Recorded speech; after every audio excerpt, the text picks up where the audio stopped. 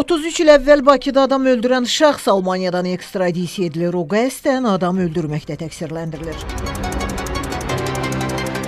Baş prokurorluqdan Xəzər xəbərə bildirilib ki, 13 dekabr 1957-ci il tarixli Avropa Konvensiyasının tələblərinə uyğun olaraq Gürcüstan vətəndaşı Elşən Həsənoğlu Şamilovun ekstradisiyası haqqında Baş prokurorluğunu vəsatəti Almaniya Federativ Respublikasının səlahiyyətli orqanları tərəfindən təmin edilib.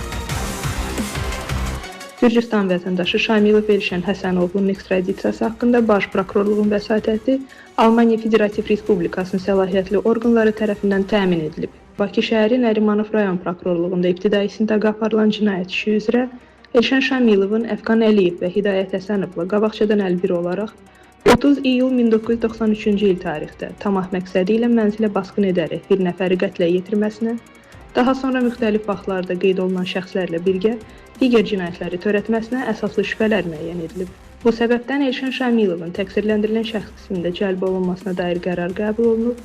O istintaqdan yayınaraq gizləndiyinə görə barəsində 8 may 2025-ci il tarixdə Interpolun Azərbaycandakı Milli Mərkəzi Bürosu vasitəsilə beynəlxalq axtarış elan edilib.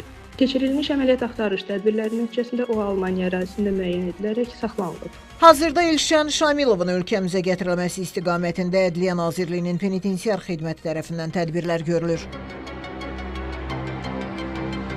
Eyni zamanda Baş prokurorluq axtarışda olan şəxslərin xarici ölkələrdə müəyyən edilməsi və onların Azərbaycana gətirilməsi məqsədi ilə xarici tərəfdaş qurumlarla, o cümlədən Interpolla sıx əməkdaşlığı davam etdirir deyə məlumatda qeyd olunub.